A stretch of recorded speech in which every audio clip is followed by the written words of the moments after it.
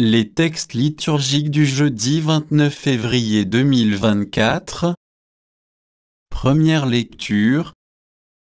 Maudit soit l'homme qui met sa foi dans un mortel. Béni soit l'homme qui met sa foi dans le Seigneur. Jérémie 17, 5-10. Lecture du livre du prophète Jérémie. Ainsi parle le Seigneur. Maudit soit l'homme qui met sa foi dans un mortel, qui s'appuie sur un être de chair. Tandis que son cœur se détourne du Seigneur, il sera comme un buisson sur une terre désolée, il ne verra pas venir le bonheur. Il aura pour demeure les lieux arides du désert, une terre salée, inhabitable. Béni soit l'homme qui met sa foi dans le Seigneur, dont le Seigneur est la confiance. Il sera comme un arbre, planté près des eaux, qui pousse vers le courant. Ses racines, il ne craint pas quand vient la chaleur. Son feuillage reste vert. L'année de la sécheresse, il est sans inquiétude, il ne manque pas de porter du fruit. Rien n'est plus faux que le cœur de l'homme, il est incurable, qui peut le connaître? Moi, le Seigneur, qui pénètre les cœurs, c'est qui scrute les reins, afin de rendre à chacun selon sa conduite, selon le fruit de ses actes.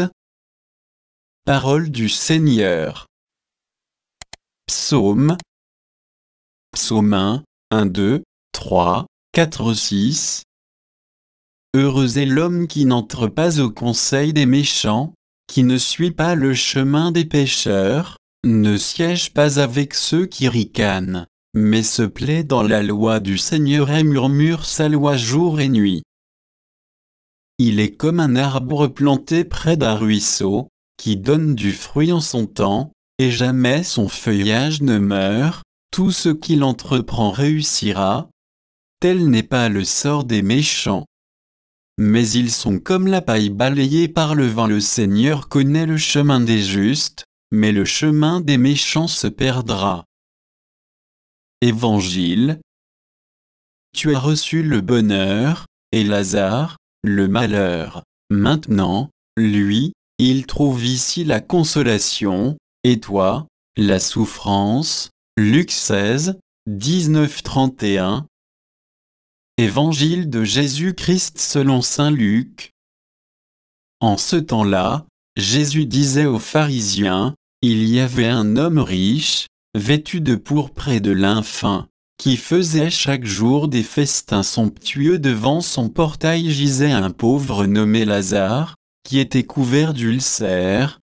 Il aurait bien voulu se rassasier de ce qui tombait de la table du riche, mais les chiens, eux, venaient lécher ses ulcères. Or le pauvre mourut, et les anges l'emportèrent auprès d'Abraham. Le riche mourut aussi, et on l'enterra au séjour des morts. Il était en proie à la torture. Levant les yeux, il vit Abraham de loin et Lazare tout près de lui.